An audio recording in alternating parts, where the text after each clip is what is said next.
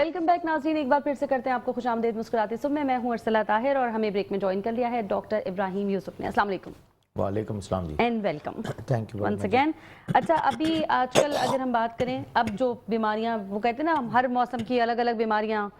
अब इन्फ्लुएंजा पे मैं चाहती हूँ थोड़ा सा हम बात करें, लोगों को थोड़ा सा पता चले, डिफरेंस पता चले है क्या, कैसे आप पकड़ सकते हैं कि आपको इन्फ्लुएंजा। वैसे तो ज़ाहिर टेस्ट करवा लें जो कुछ भी है, लेकिन फौरी तौर पे होता है ना, मुझे कहीं डेंगू तो नहीं है, मुझे कहीं मलेरिया तो नहीं है, मुझे कोई वायरल, अगर किसी को कोई इन्फ्लुएंजा में है तो वो कैसे, उसके बारे में मैं चाहूँगी पकड़ ले कि हाँ ये इन्फ्लुएंजा है और ये 4-7 दिन चलेगा अभी।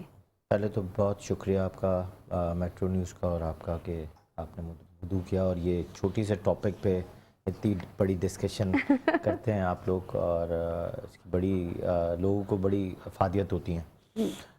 इन्फ्लुएंजा, पहले तो ये लोगों को पता होना चाहिए इन्फ्लुएंजा है क्या। लोगों को तो यही नहीं पता। न्यूज़ में आजकल आ रहा है कि इन्फ्लुएंजा कराची में जो है फैला हुआ है, बहुत बुरी तरह फैल गया है। बिल्कुल ऐसा। लोगों को ये नहीं पता एंडेमिक क्या है, लोगों को ये नहीं पता एपिडेमिक क्या है, लोगों को ये नहीं पता इन्फ्लुएंजा।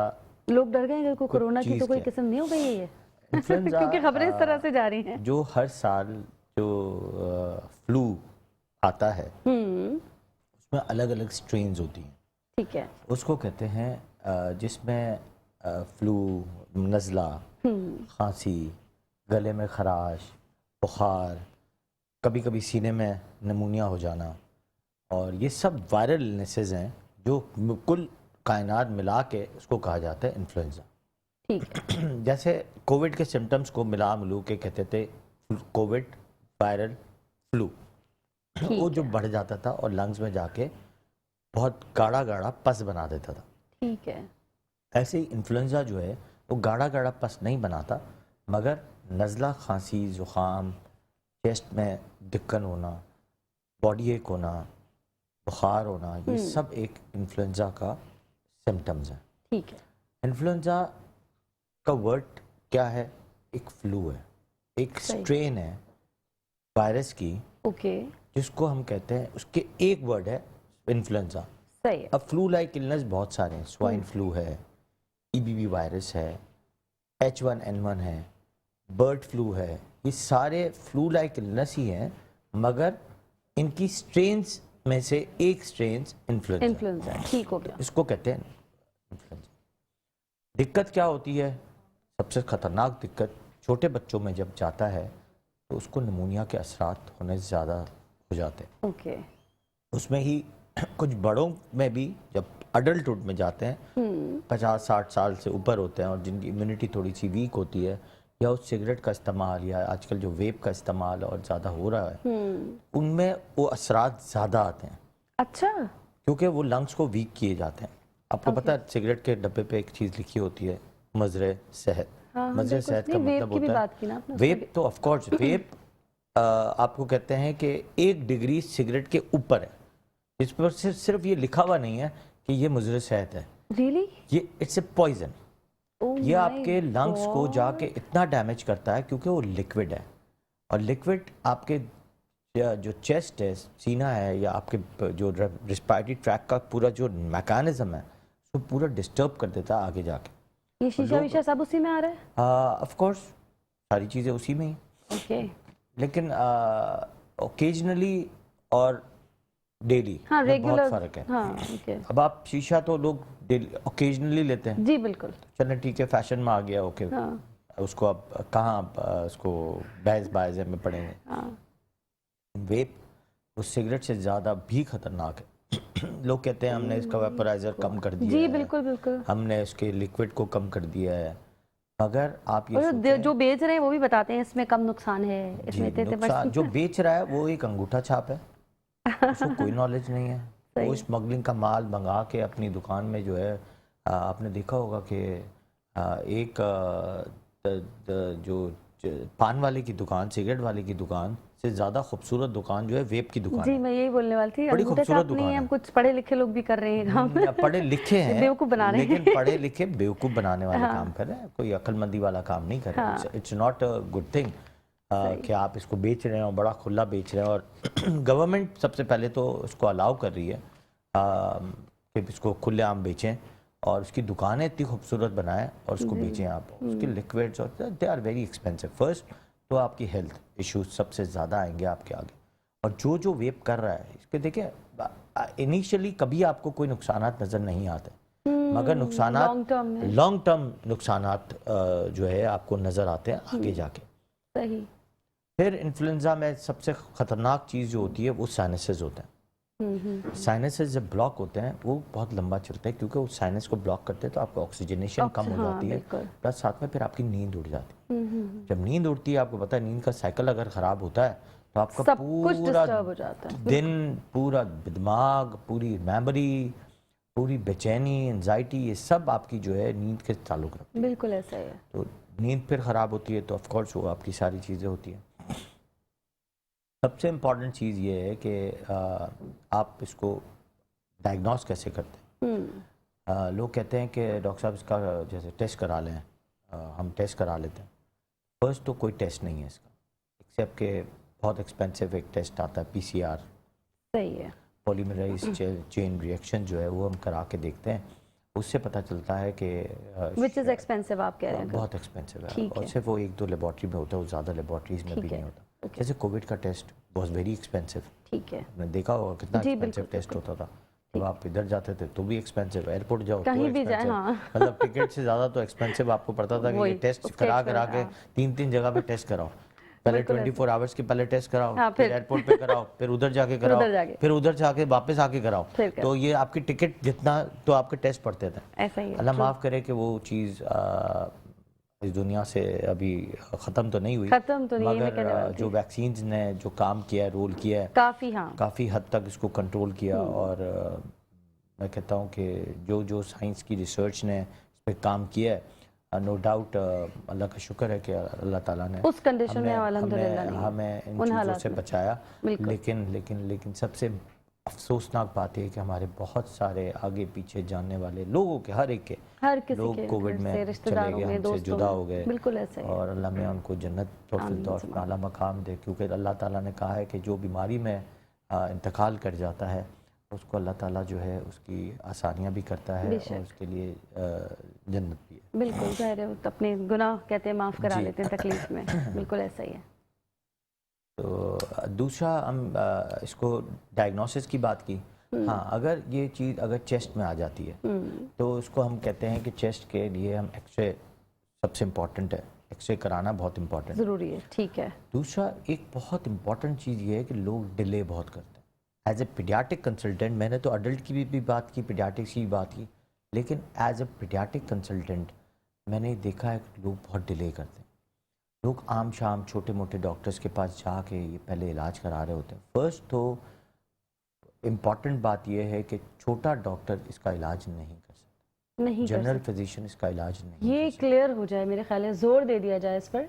आप कह रहे हैं इन्फ्लुएंजा खुदा ना खास्ता किसी को हो गया है तो आपको स्पेशलिस्ट के पास ही जाना है, कंसल्टेंट के पास ही जाना है। छोटा डॉक्टर, नॉर्मल फिजिशियन जो है वो जनरल फिजिशियन जिसे कहते हैं वो नहीं कर सकता। अव्वल तो आपको बात बताऊं कि छोटे डॉक्टर के पास तो इसकी सलाहियत ही नहीं है, उसकी डायग्नोसिस नहीं है, उसके ट्रीटमेंट्स के तजुर्बात नहीं है, क्योंकि वो तो एक डॉक्टर बन के हाउस जॉब करके वो अपनी गद्दी पे बैठ गया और गद्दी पे बैठने के बाद जो है बस वो क्लिनिक कर रहा है। हाँ, ठीक है, अडल्टहुड देखना खैर है कोई बात नहीं, बट पीडियाट्रिक्स देखना एक बहुत बड़ा जुल्म है हमारे मुल्क में। हम कहते हैं कि ठीक है, अगर आपको जनरल फिजिशियंस को देखना भी है तो अडल्ट देख रहे हैं आप, औरतें देख रहे हैं, मर्द देख रहे हैं, कोई बात नहीं आप देखें, मगर बच्चों के साथ आप रिस्क ना लें, बच्चों को ना देखा करें। देखें वो डिलेट कर देते हैं। मैंने बहुत सारे ऐसे पेशेंट्स देखे हैं 5-5 दिन, 10-10 दिन, 15-15 दिन जनरल फिजिशियंस के पास चक्कर मार रहे होते हैं, और सबसे खतरनाक चीज़ एक टेस्ट नहीं हुआ होता, एक एक्सरे तक नहीं हुआ होता। अच्छा, वो फिर मेरे पास जब घूम घुमा के आ रहे होते हैं तो पता चलता है कि यार ये तो बहुत ही बिगड़ा हुआ, कोई रिपोर्ट्स वगैरह कुछ नहीं, कुछ भी नहीं।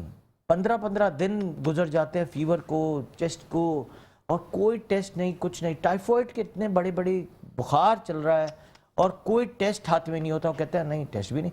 प्लस साथ में पीडियाट्रिक्स में सबसे जो इम्पोर्टेंट बात है वो वजन करना होता है। हमारी क्लिनिक्स में सबसे पहले आके इंसान पहले अपने बच्चे का वजन कराता है, फिर क्लिनिक के अंदर आता है। अच्छा, ये क्यों इम्पोर्टेंट है, ये जरा बताइए। वजन करना जी कह रहे हैं ना, हमारे क्लिनिक्स में आपने कहा सबसे पहले यही है कि वेट करते हैं। इम्पोर्टेंट क्यों है? देखिए, बच्चे का वजन इसलिए इम्पोर्टेंट है कि अगर एक बच्चा वज़न के साथ वज़न कम हुआ नहीं हुआ, वज़न के साथ सारी कैलकुलेशन और मेडिसिन है। जैसे ओके, आप समझ लें यस। कि पैरासिटामोल दे रही हैं, पैरासिटामोल का 10 mg पर केजी पर डोज है। ओके, एक अच्छा। आइबुप्रोफेन दे रही हैं तो उसका भी 10 mg पर केजी पर डोज है। एक एंटीबायोटिक ही दे रही हैं, जैसे सिफिक्सिम आती है, सिफिक्सिम एक एंटीबायोटिक है। अगर देनी है टेस्ट कराने के बाद आपको लगे कि इसको एंटीबायोटिक की ज़रूरत है, उसकी डोज है, वो वो वेट के साथ। कैलकुलेट वेट के साथ है। ओके, आप तुक्का मार गॉट ही नहीं इट, गॉट सकते। इट। हर अच्छा, दवाई का एक डोज है, सही। कैलकुलेटेड अमाउंट ऑफ डोज बनाना है। आईवीज हैं तो सारी कैलकुलेशंस हैं, ठीक है, इंटेंसिव केयर तो सिर्फ चलता ही आईवी पे। सही है, ठीक है। कॉल आ गई हमारे पास जी। जी अस्सलाम बिल्कुल। वालेकुम। वालेकुम अस्सलाम, कैसे हैं आप? ठीक है। मैं बिल्कुल ठीक। कौन है हमारे साथ? मैं सीमा बात कर रही हूँ कराची से। जी सीमा। मुझे डॉक्टर साहब को थैंक यू बोलना है। हाँ, वो थैंक यू। थैंक यू इसलिए शुक्रिया जी, बोलना है शुक्रिया। कि मेरी नवासी है नेमल, तो वो क्या कहते हैं काफी से ज्यादा बीमार रहती थी ना, तो जब इनके पास आई है असल में वो, तो उसके बाद से अल्हम्दुलिल्लाह रब्बिल आलमीन वो माशाल्लाह परफेक्ट है। अब 3 साल की होने वाली है। कई डॉक्टर्स ने उनको एस्थमिक पेशेंट भी कहा, कई डॉक्टर्स ने उनको एलर्जिक कहा, कोई भी उनकी बीमारी को नहीं समझ पा रहे थे क्योंकि वो इतनी वॉमिटिंग्स करती थी ना कि मतलब किसी को समझ नहीं आ रहा था। डॉक्टर साहब ने सिर्फ का दूध चेंज करवाया था। उन्होंने कहा था कि इसको थोड़ा सा लैक्टिक की वजह से जो है इसको प्रॉब्लम है। तो ये एक छोटी सी बात है आम लोगों के लिए, लेकिन हमसे पूछें कि हम कितना खुश हैं क्योंकि मेरी नवासी जो है वो बहुत ज्यादा बीमार रहती थी। अब अल्हम्दुलिल्लाह रब्बिल आलमीन उसकी ग्रोथ भी बहुत अच्छी है और उसको अब वॉमिटिंग्स तकरीबन 1 साल हो गया बिल्कुल नहीं होती है। तो मुझे इनको थैंक यू बोलना था अल्हम्दुलिल्लाह, क्योंकि वाकई अल्हम्दुलिल्लाह। ये बहुत अच्छे चाइल्ड स्पेशलिस्ट है। और अच्छी बात यह है कि बहुत अच्छा सा टाइम देते हैं। जब हम इनके पास लेके जाते हैं ना अपनी नवासी को, तो ये बहुत अच्छे से टाइम देते हैं और बहुत अच्छे से हमें हैंडल करते हैं कि सेटिस्फेक्शन मिलती है इनके पास जाके। तो thank you so much doctor साहब। शुक्रिया जी, अल्लाह शुक्रिया। थैंक यू, दुआ में थैंक ज़रूर यू। याद रखा करें। Thank you so much. और ये वही वाली बात हो गई कि आपने कहा कि जाएं स्पेशलिस्ट को दिखाएं, कंसल्टेंट को दिखाएं, जो जिस फील्ड का स्पेशलिस्ट है उसी को दिखाएं।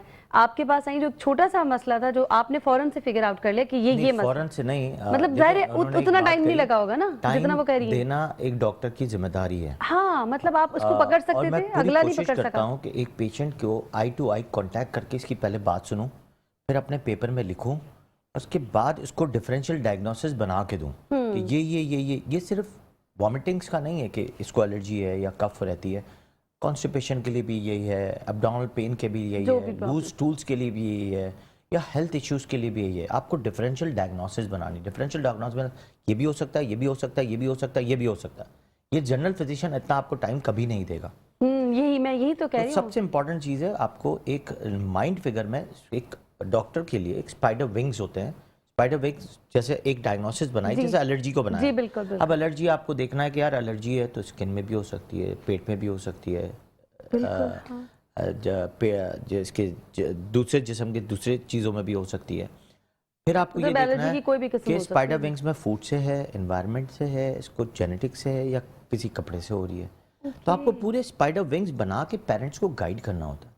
लेकिन कोई भी इलनेस के लिए, एक मेंटल इलनेस के लिए भी एक डिफरेंशियल डायग्नोसिस बनानी है, एक न्यूट्रिशन कैलोरीज के लिए भी एक डिफरेंशियल डायग्नोसिस बना के देनी है। यहाँ आपको स्कोप पे लेके जाना है। अब यहाँ लेके जाएंगे बच्चा आपका काफ़ी हद तक बेहतर होना शुरू हो जाएगा। ओके, कंप्लाइंस अगर अच्छे हैं, मैं नो डाउट कहता हूँ कि डॉक्टर ने जो समझाया है वो आपका एग्जैक्टली जो है आप वहाँ तक पहुँच जाएंगे। बिल्कुल तो ये इंपॉर्टेंट चीज़ है। सही। चलिए, ये तो हो गई बेहतरीन बात। और बहुत बहुत बहुत अच्छा लगता है ऐसे लोग जब अप्रिशिएट भी करें और माशाल्लाह से, very उसको good। माने भी ना, क्योंकि जी, हमारे यहाँ ये भी थोड़ा सा एक प्रॉब्लम है कि मानते कि नहीं। मानते नहीं है। हम किसी की मानते नहीं है और किसी को मानते नहीं है। एनीवेज, हम अभी बात कर रहे थे इन्फ्लुएंजा की। नहीं, आपने बहुत लेकिन आपको सारी बात बताऊँ, कुछ लोग जो बहुत परेशान होते हैं और आते हैं ना, वो ज़रूर मानते हैं। हाँ सही। और इम्पॉर्टेंटली है कि मेरी एक मैं आपको बात बताऊँ, अपना एक किस्सा सुनाता हूँ। 8-9 साल पहले की बात है। मेरा एक दोस्त है, ही इज़ माई मेंटोर। जैसे मैं आपको नाम भी बता देता हूँ, फरहान ईसा लैब वाले जो है, ही इज़ माई मेंटोर। ठीक है, उन्होंने अपने रेफरेंस से एक पेशेंट भेजा सही और है। उनके साथ एक प्रॉब्लम थी कि यार वो बच्ची जो है वो बस उसको अस्थमा है। बड़ी बच्ची थी 2.5 साल की, और आज माशाल्लाह से वो हो गई है 7, 8, 9 साल की हो गई है। माशाल्लाह। ठीक है, तो मैंने इसको देखा, विजुलाइज किया, मैंने कहा इसकी अम्मी को, मैंने कहा आई डोंट थिंक सो कि इसको अस्थमा है। तो कहती नहीं डॉक्टर साहब कैसी बातें कर रहे हैं, हम तो इतनी बड़े बड़े डॉक्टरों को इधर उधर फलाना ढिमका, और पूरा पेपर निकाल के दे दिया। मैंने कहा नहीं, इसको अस्थमा नहीं है। ठीक। और अल्हम्दुलिल्लाह जो मैंने डायग्नोसिस बनाई और जो ट्रीटमेंट की वो अस्थमा नहीं थी, और सिर्फ इसको एलर्जिक राइनाइटिस था जो साइनस को अटैक करता था, दैट्स इट। ओह माय और गॉड। यकीन करें मैंने इसको ट्रीटमेंट की, आज तक बच्ची ने कभी इनहेलर नहीं लिया। जबरदस्त। कहीं इनहेलर्स देने भी पड़ते हैं, कहीं लेकिन देने कहीं आपको नहीं भी होने पड़ते, कहीं मिस डायग्नोज भी बन जाता है। ठीक है, ये प्रॉपर डायग्नोस के बाद ही पता चलता है, और एक अच्छे डॉक्टर के पास जाने के बाद ही पता चलता है। तो सारे डॉक्टर्स अच्छे होते हैं। हम बात कर रहे थे कंसल्टेंट हो, जो माहिर हो अपने काम में, कम से कम बच्चों में वो ऐसा रिस्क ना लिया जाए। इस वक्त हो गया एक छोटी सी ब्रेक का, जल्दी से जा रहे हैं, वापस आ रहे हैं, हमारे साथ रहिएगा। वेलकम बैक नाज़रीन, एक बार फिर से करते हैं आपको खुशामदीद मुस्कुराती सुबह। मैं हूं अरसला ताहिर और हमारे साथ मौजूद हैं डॉक्टर इब्राहिम यूसुफ, और हम इन्फ्लुएंजा पे बात कर रहे थे। आपने कहा टेस्ट तो बहुत महंगा होता है, लेकिन सिम्टम से भी पता चल जाता है कि आप इन्फ्लुएंजा, आम इंसान अगर मैं कहूँ जज कोई का आप बता सकें कि बस ये इन्फ्लुएंजा का पेशेंट है, तो कोई ऐसी चीज़ है, कोई आए और छींकता हुआ और आप कहें ये वाली छींक जो है ना थोड़ी डिफरेंट है, ऐसा कुछ है? नहीं, ऑफ कोर्स नॉट। पहले वही वाली बात है, सिम्टम, साइंस, आपकी जो हिस्ट्री है वो इम्पॉर्टेंट है कि किस चीज़ों के साथ लेके आए आप। सिर्फ एक छींक, स्नीजिंग एक इन्फ्लुएंजा नहीं हो सकता। इन्फ्लुएंजा बहुत सारी, क्योंकि बहुत सारी चीजें उसमें आ रही है, उसमें एक छींक भी है, हल्का बुखार भी है, बॉडी एक भी है, तो वो सारी वो चीजें जो नॉर्मल आपको फीवर में। मैंने कहा ना कि इन्फ्लुएंजा एक वर्ड है, एक स्ट्रेन है फ्लू की, और वो हर साल 2 दफ़ा आती है, और वो जो है वो आके कुछ दफ़ा तो आपकी अगर इम्यूनिटी अच्छी है तो आपको प्रोटेक्ट करके छोड़ देगी, कुछ भी नहीं होगा आपको, और हल्का सा खुदा न खास्ता होगा तो फिर क्या होगा? मतलब इसकी सिवियर कंडीशन क्या है जो इतना हुआ हुआ है ना कि भाई आई भी है इन्फ्लुएंजा वायरस? और इन्फ्लुएंजा की जो सीवियर कंडीशन ये है कि अगर आपके, हम बच्चों की पहले बात कर लेते हैं, बिल्कुल, तो बच्चे में अगर यहाँ बलगम फंस रहा है और अगर वो चीज़ चेस्ट में चली गई है वेवी तरीके से, एक वायरल नमूनिया और जो बैक्टीरियल नमूनिया उस पर फ़र्क होता है। बैक्टीरियल नमूनिया का एक्सरे जो है वो बिल्कुल एक पैचेज आते हैं, ठीक। वायरल नमूनिया की जो पिक्चर होती है ना वो हेजी कर देता है, सही, हल्का सा ऐसा लगेगा हेज है, ठीक है, ब्लैक नहीं होगा, वो हेज लगेगा, ठीक है, सही है। दूसरा सांस बहुत चल रहा होगा, ओके, यहाँ के मसल्स एकदम चल रहे होंगे, फिर यहाँ गड़ा पड़ रहा होगा ओके, पसलियों के नीचे, ओके, इसके बाद एक बच्चा एग्जॉस्ट हो रहा होगा और यहाँ सारा बलगम जमा कर रहा होगा। इसमें सबसे इम्पोर्टेंट 2 चीज़ें हैं। कितनी कोई तकलीफ जी बिल्कुल, बहुत तकलीफ दे चीज़ है उसमें। देखें, मेरा क्राइटेरिया है कि इसको इमरजेंसी में ही ट्रीट करके आप घर भेजें, तब तक कि इसकी सैचुरेशन और सब सही है, आप इसको घर भेजें। इसको हर पेशेंट्स को एडमिट ना करें, और मेरी पूरी कोशिश होती है कि मैं एडमिट ना करूँ, कम से कम करूँ एडमिट, ठीक है। लेकिन यह है कि इमरजेंसी में काम कराना ज़रूरी है। लेकिन सॉरी टू सो, कुछ पेशेंट तो बहुत अच्छे होते हैं, समझदार होते हैं, और उनको पता होता है कि शॉर्टकट में डॉक्टर इब्राहिम इंशाल्लाह सही कर देगा। कुछ लोग उस शॉर्टकट से बचने के लिए लंबे में चले जाते हैं। एक तो डिले ऑफ डॉक्टर्स चेंज, भरोसा नहीं करते हैं, डिले ऑफ डॉक्टर्स चेंज में चले आते हैं। दूसरा, आपको पता है कि वहम और शक से इलाज नहीं हो सकता, उसका तो इलाज है ही नहीं कोई। Of course they have to change the doctor, उसमें तो करना भी चाहिए डॉक्टर को चेंज। दूसरा, हमारे लिए जो मेरा प्रोटोकॉल ये है कि एक तो proper nebulization with oxygen is very important. अच्छा, न्यूबलाइजेशन से भी कुछ लोग, अभी हमारी शायद पिछले 1-2 प्रोग्राम में बात, कुछ लोग बहुत डरते हैं कि वीक हो जाएगा, इससे नहीं करवाते हैं। ये एक मिथ है, फैक्ट्स में नहीं है।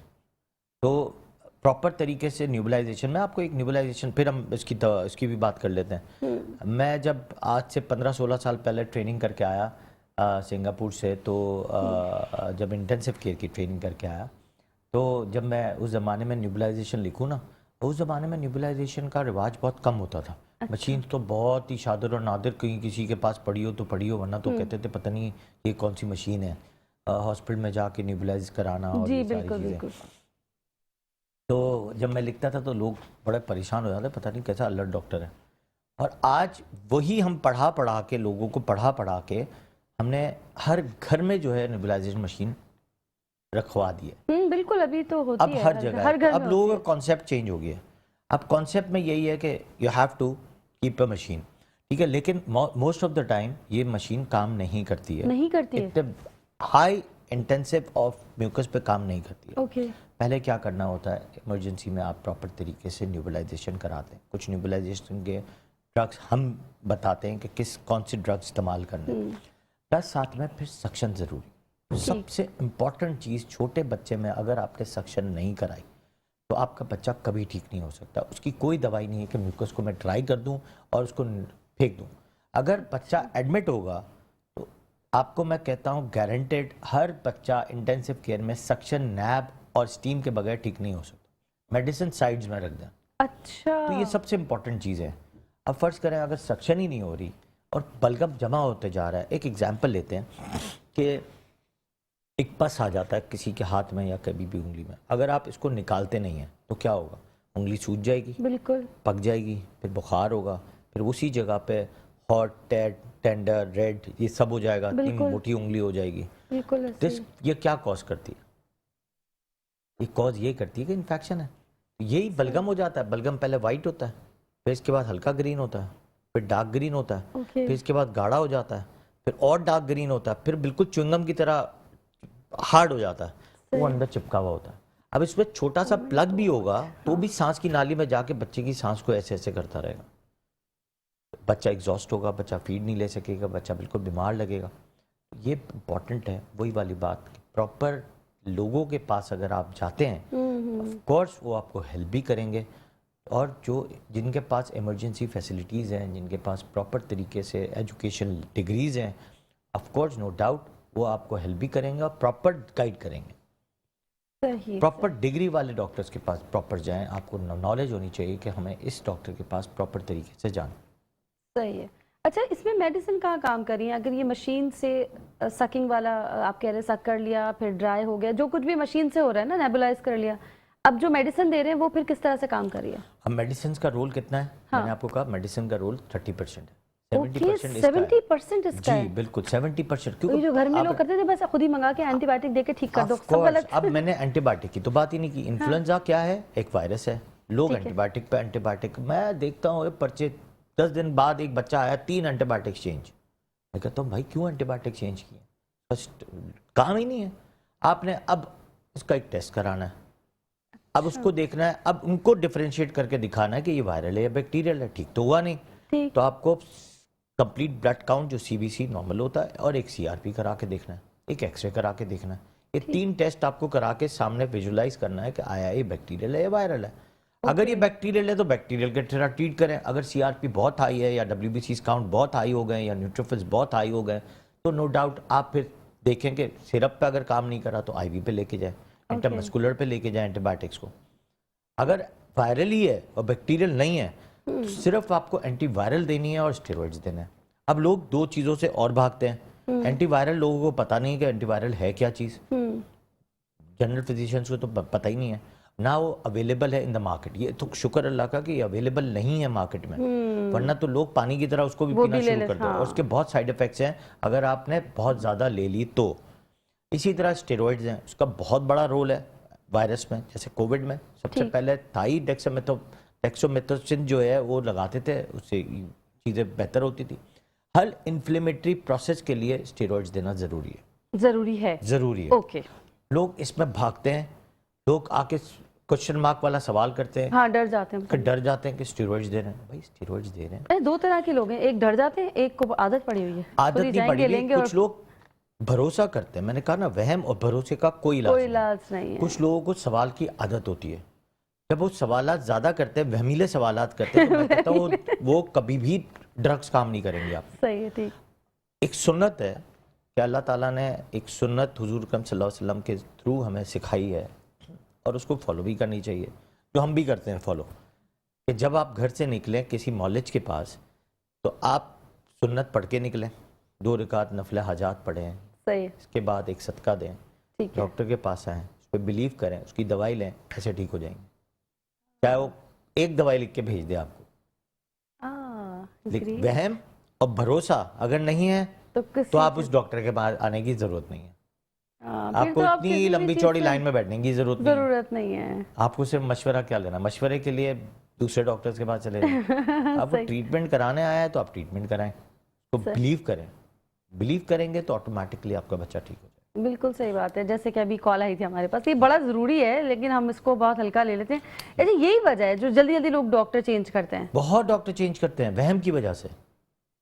अच्छा, कुछ लोग तो ऐसे हैं जो मैंने देखा है कि रोज डॉक्टर के पास जाते हैं।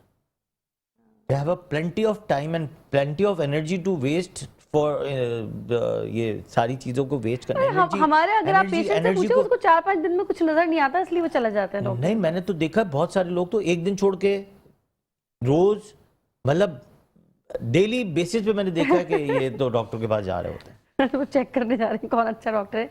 लेकिन वैसे मैं अगर आपको बताऊंगा, मुझे लगता है ना 3 दिन में मैं ठीक नहीं हुआ। फिर मैंने कहते 3 दिन बस, एंटीबायोटिक भी अगर उसने दिया तो 3 दिन में मुझे ठीक होना है। 3 दिन में से ठीक नहीं किया, आप मुझे दूसरे डॉक्टर के पास जाओ। ऐसा नहीं होता। ऐसा क्यों है? मैंने कहा ना कि देखिए, मौलिज के पास जाती हैं उसके सुन्नत के तरीके। हम जब हॉस्पिटल में मैं घुसता हूँ तो लिटरली मैं एक तो पूरी कोशिश करता हूँ कुरान शरीफ पढ़े बगैर ना निकलूँ, कुछ आयतें पढ़ के निकलूँ।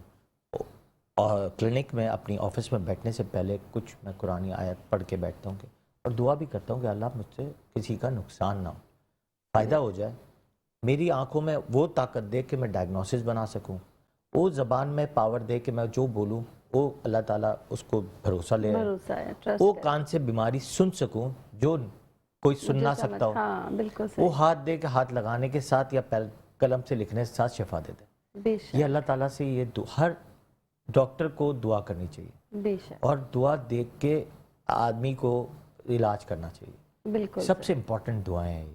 देखिए, डॉक्टर को भी दुआ के बगैर इसके हाथ में शिफा नहीं हो सकती और लोगों की दुआएं लेनी भी चाहिए। बिल्कुल। और अल्लाह ताला से दुआ करवानी भी चाहिए कि भाई अल्लाह ताला से दुआ करके फिर बैठे कि या अल्लाह हमें मुझे मदद करना हाँ, और मुझसे कोई किस्म का नुकसान नहीं पहुंचाना इस दिन। क्योंकि देखिए, डॉक्टर की ज़िंदगी में बहुत सारी लाइफ्स भी होती हैं, बिल्कुल हमसे डेथ्स भी होती हैं और हम पूरी कोशिश करते हैं। देखिए, डॉक्टर हमेशा पूरी कोशिश करता है कि जान बचाए, मारने की कोई कोशिश नहीं करता। लेकिन अल्लाह ताला ने उस दिन bad day, bad person, bad time रखा हो तो आप कुछ नहीं कर सकते, कुछ नहीं कर पर लेकिन दुआ करके करनी चाहिए अपनी जानिब से। हाँ, बिल्कुल सही बस। ठीक है। अच्छा, हम इन्फ्लुएंजा पे आ रहे थे। आपने कहा टेस्ट एक तो महंगा है, उसका दूसरा वैक्सीन मैंने सुना था इसकी आ चुकी है, ठीक है? बिल्कुल है।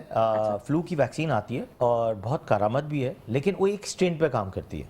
देखिए, निकलती कहाँ से वो वैक्सीन निकलती हैं सबसे जो साइंटिस्ट सारे जो बैठे हुए हैं और जो जहाँ से ये रिसर्च होती है वो है चाइना। ठीक है। चाइना से एक बहुत बड़ी रिसर्च होती है, एवरी ईयर वो रिसर्च हो रही होती है, क्योंकि पहला वायरस जो है वो हमेशा चाइना में आता है। सही। तो उसकी रिसर्च होती है, उस पर वो वायरस से ही वैक्सीन बनाते हैं और पूरी दुनिया में देते हैं। ठीक है। देने के बाद आप जब स्ट्रेन, क्यों वायरस फ्लू तो दुनिया में आना ही आना है, एंडेमिक एपिडेमिक होना ही होना है। सही। इसके बाद वो वैक्सीन आती है, लेकिन वो आती है सितंबर में और मैक्सिमम दिसंबर या जनवरी में वो एक्सपायर हो जाती है।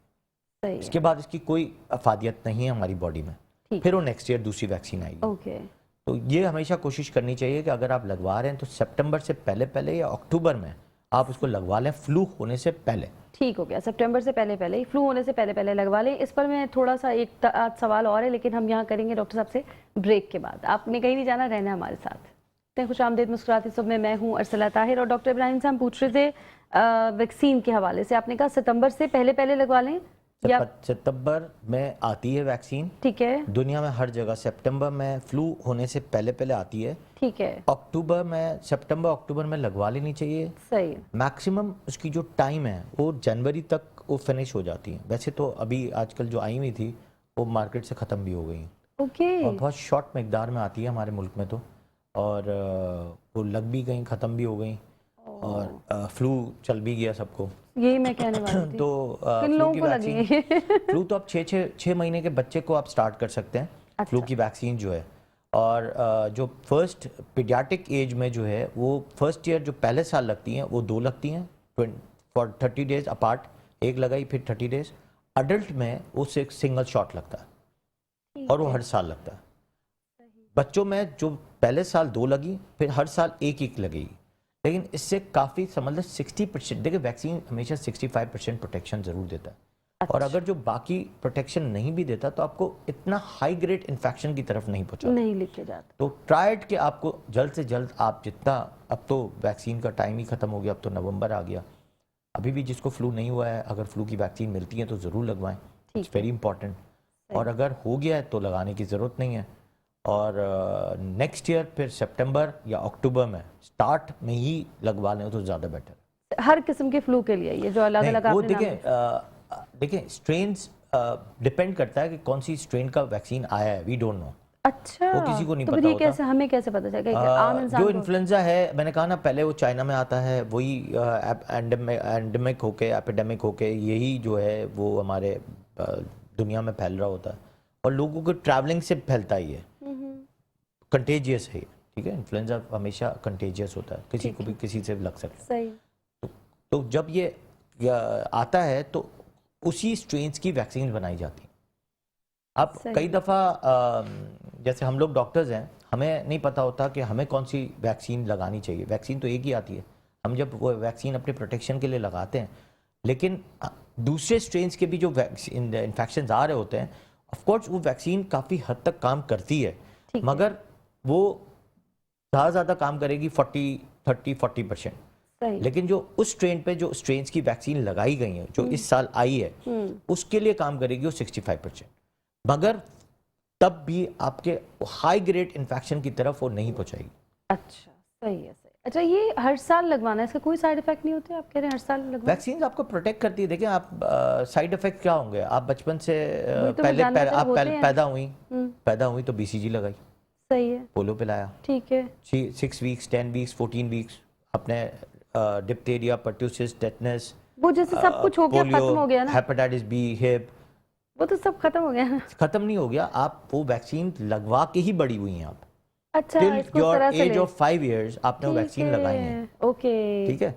जैसे अगर टेटनस का वैक्सीन भी आप 5 इयर्स में लगा के बड़ी हुई हैं, तो आपको बच रहा है ना कि आपको टेटनस नहीं हो रहा, आप गिरती हैं फिरती हैं लग जाता है, आपको टेटनस नहीं हो रहा, तो आप बच रही हैं।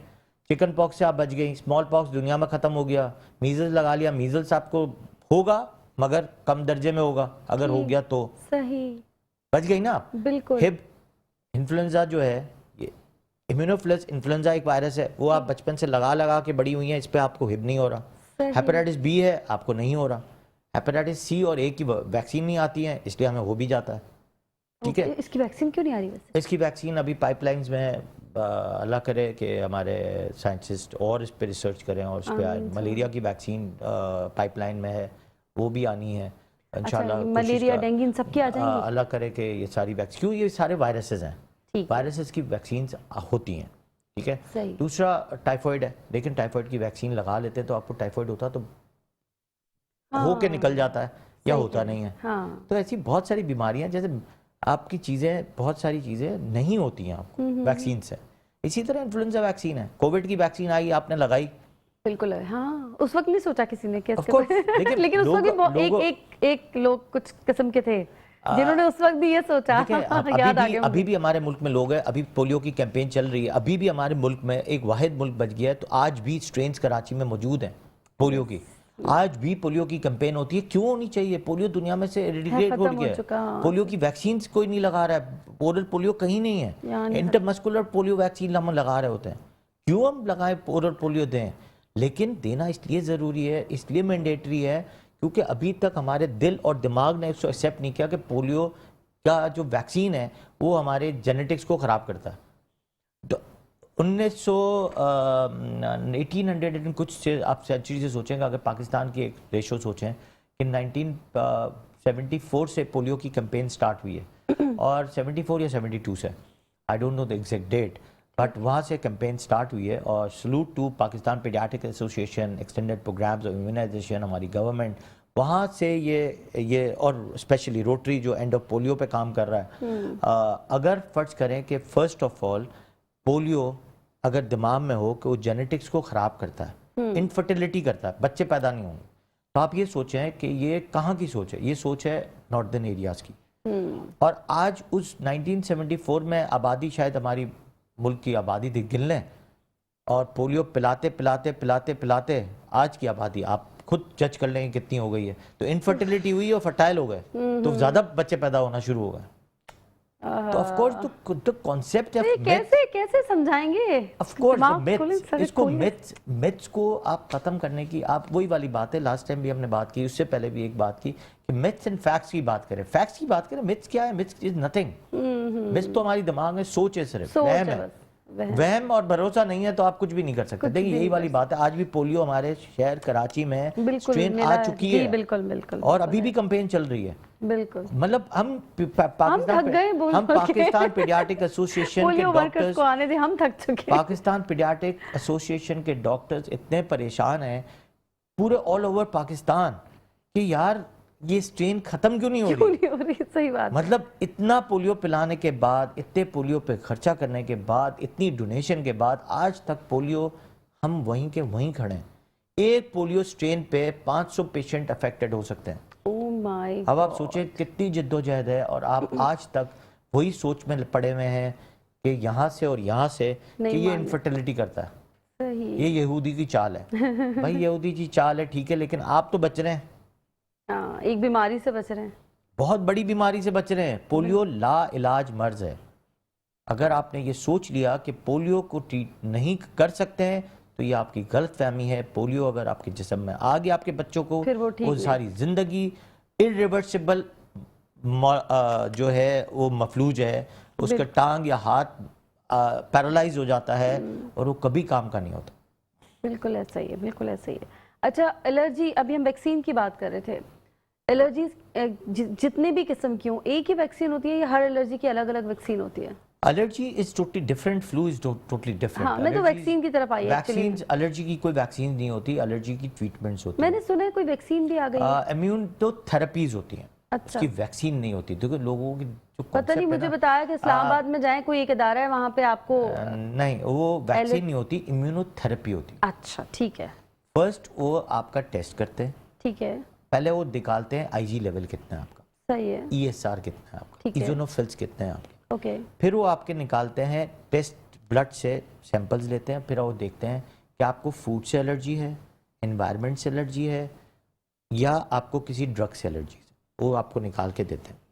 फिर आपको कहते हैं कि ये इम्यूनोथेरेपीज़ हैं, एवरी मंथ आप ये इंजेक्शन लगाएं और इम्यूनोथेरेपी से आईजी लेवल को कम करें। बेसिकली वो आईजी लेवल को कम करता है। और आपकी इम्यूनोथेरेपी का मतलब ये होता है आपके जो कुव्वत खिलाफ, जो इन्फेक्शन एलर्जीज हैं उसके खिलाफ वो लड़ना शुरू होता है, उसको कम बैक करता है। ठीक है, सही है, फिर इसके साथ आप यूज़ करते हैं प्रोबायोटिक्स यूज़ करते हैं। ठीक है, एलर्जीज और विटामिन डी का बहुत बड़ा रोल है, लोग कराते ही नहीं है। ओके, एलर्जी का टेस्ट कराया, विटामिन डी नहीं कराया, एलर्जी का टेस्ट कराया, आयरन नहीं देखा। ओके। अब ये देखना बहुत जरूरी है चीजें, एलर्जी के साथ ये सारी चीजें कनेक्टेड है। है, मेरा ओके। खुद एक पेपर रिसर्च हुआ है, asthma allergy associated with vitamin D deficiencies. Oh really? मतलब अस्थमा इतना ही ऊपर जाएगा, आज भी आप किसी पे भी पढ़ सकते हैं कि अस्थमा एंड एलर्जीज ऊपर जाएंगी अगर विटामिन डी अगर लोअर साइड पे होगा।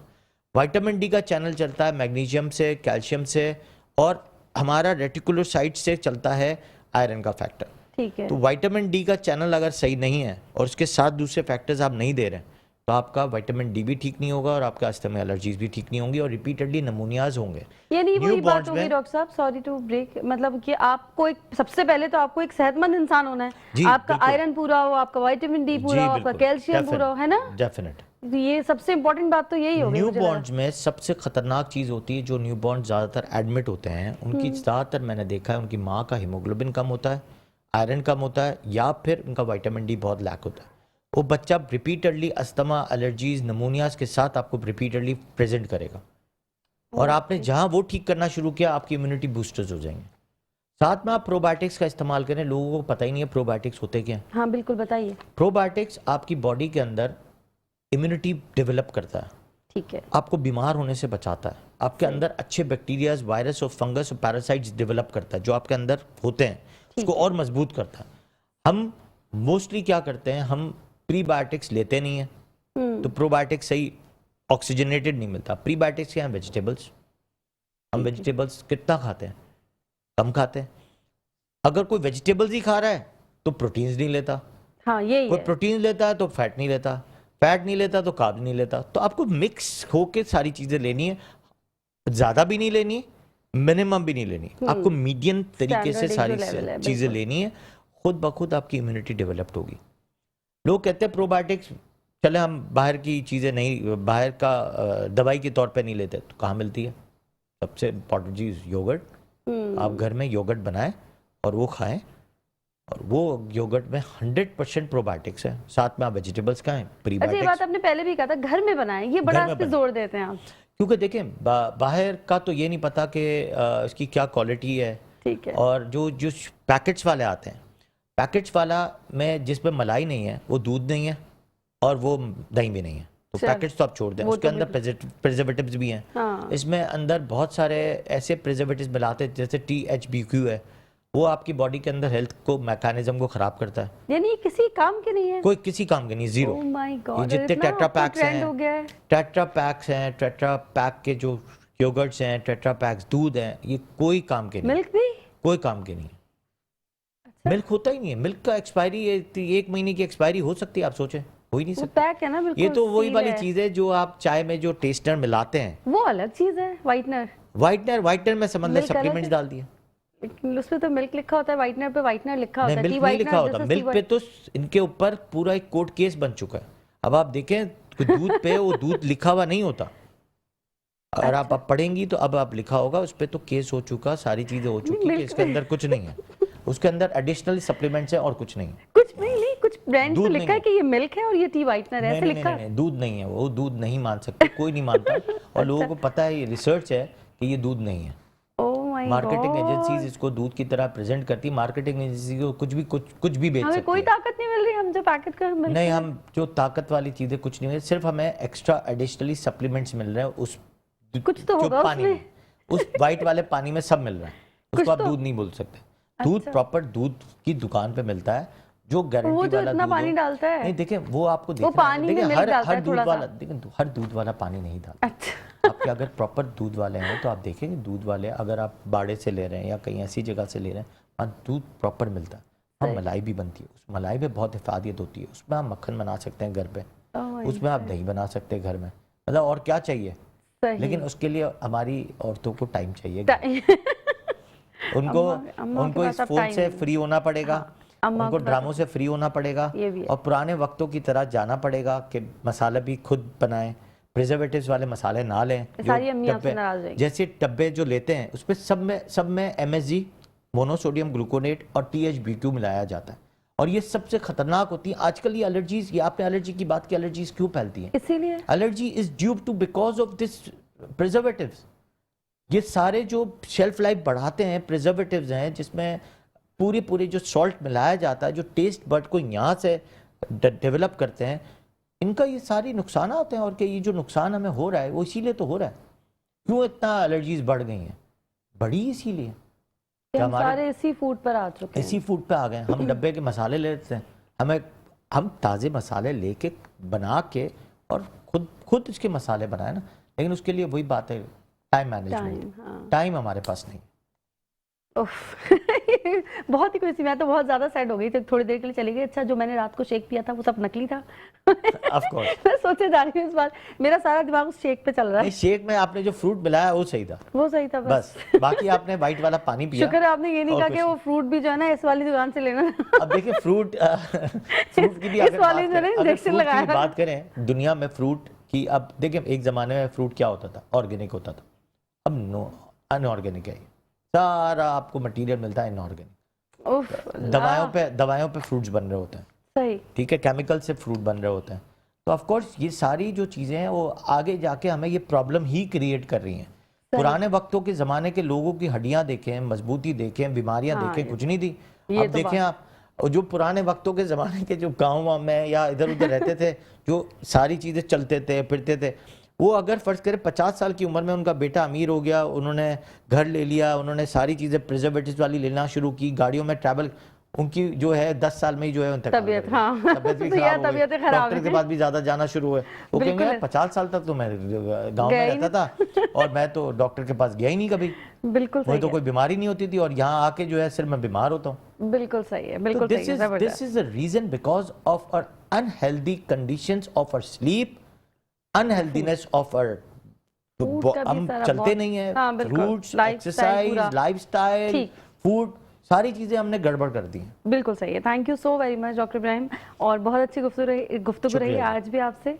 और साथ साथ यहाँ पर एक जाते जाते मैसेज में दूंगी कि ठीक है, बीमारियां हैं, उनके इलाज भी हैं, डॉक्टर साहब के पास भी आप जा सकते हैं, लेकिन जिसपे जोर दिया गया है ज़रा अपने खाने पीने पे नज़र दौड़ाइए। जैसे कि मेरे दिमाग में इस वक्त सिर्फ शेक घूम रहा है, तो ज़रा देख लीजिए जो चीज़ आप ले रहे हैं, जो इनटेक कर रहे हैं, वो ठीक है, प्रॉपर है, सही नहीं है, तो ज़रा बुजुर्गों के पास घर में जो मौजूद हैं उनके मशवरे भी मान लिया करें। आज मैं तो कन्विंस हो गई हूँ, दिल चाह रहा है घर जाके सारे डब्बे फेंक दूँ लेकिन खैर आहिस्ता आहिस्ता ही सही, थोड़ा थोड़ा सा अपने आप को चेंज करने में थोड़ा सा तो टाइम लगेगा, लेकिन ज़रूर कोशिश कीजिए एक हेल्दी लाइफ स्टाइल की, ताकि आप एक हेल्दी इंसान बन सकें, एक हेल्दी माशरे के लिए।